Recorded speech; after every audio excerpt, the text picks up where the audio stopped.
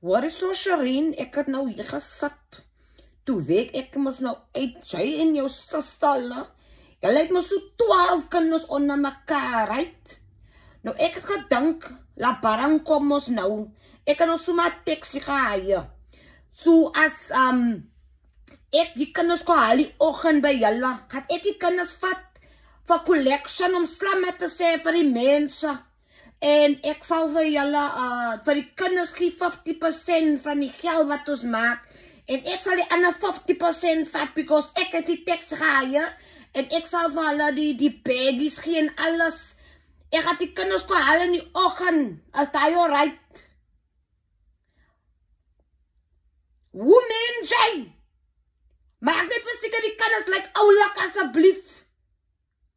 Okay, salam, ek gaat jou sien. Okay, bye.